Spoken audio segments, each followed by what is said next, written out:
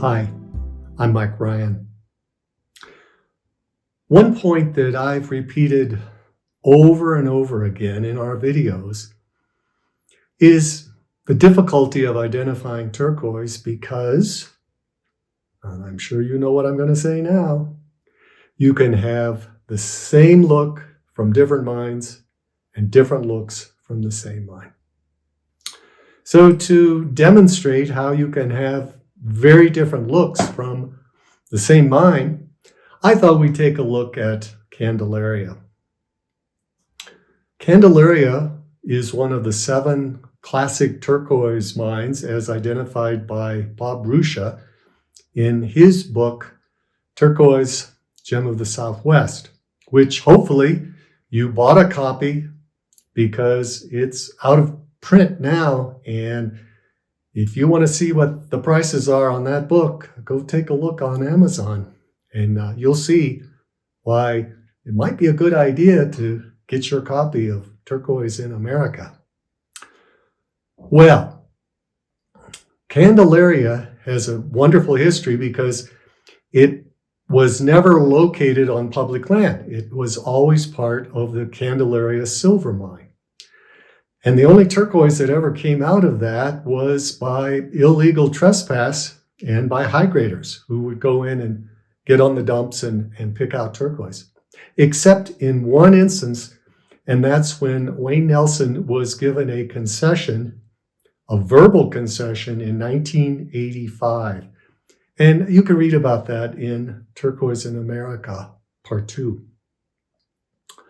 So, I thought it'd be fun to look at different grades of Candelaria turquoise and see how different they can look. So with that, let's do it. Turquoise forms in both veins and in nuggets. And you can hear all about that in our video we have on the geology of turquoise. But here we have an example of 2 formations of turquoise from Candelaria.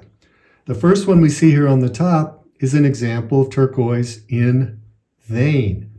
And look at all that thick slab of turquoise forming here in the vein in this really deep, rich blue color. And we have over 1,000 carats in this piece. In contrast, we have this large nugget of over 500 carats. And look at this beautiful sort of spider web really forming in what is often identified as the sort of the classic gem grade or the highest grade of Candelaria turquoise. And this is sort of a legendary nugget that Wayne Nelson had for many years, never cut it, and is really probably the largest specimen you'll see of a nugget of that grade of Candelaria turquoise. Usually the different looks in turquoise from the same mine are going to be attributed to grade.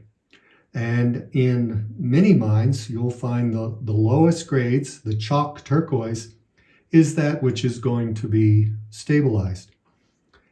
As far as I know, most turquoise from Candelaria has been very hard, and we just don't see a lot of stabilized turquoise coming from Candelaria. So it's all going to be in that top 20% that doesn't require stabilization. So right from the start, Candelaria is a better grade because it doesn't require stabilization. But then within that, we can see some differences between what we considered more of a sort of a mid-grade look, like this piece, or this piece up here, more mid-grade looks. But then also here, you know, there's nice high-grade look here, different looks. This is a nice high-grade look there, and different grades that we're seeing here in this tray. Here's a little lighter color, but in a real nice spiderweb formation. So it really depends a lot. This one here is just kind of a mid-grade level, as is this one. So we're seeing here, this one up here in the corner here, these are going to be examples of that vein turquoise that we saw, what you would see when you would cut that in a solid. And oftentimes you don't associate the clear non-matrix with Candelaria.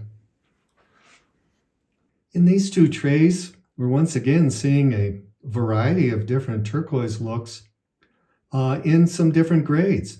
I generally would consider these here in this tray on the left to be of a bit higher grade than we just saw, but again, it's going to vary. It's somewhere between, I would say, a high mid to a high grade turquoise. When you get to these levels, a lot of it is personal preference as well. I mean, you have a beautiful stone like this that has these wonderful differences between a darker blue and a lighter blue, with just a hint of what we might call a water web.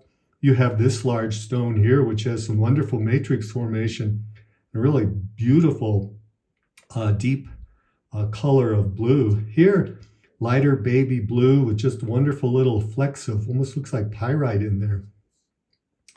So it really varies when you get to these levels.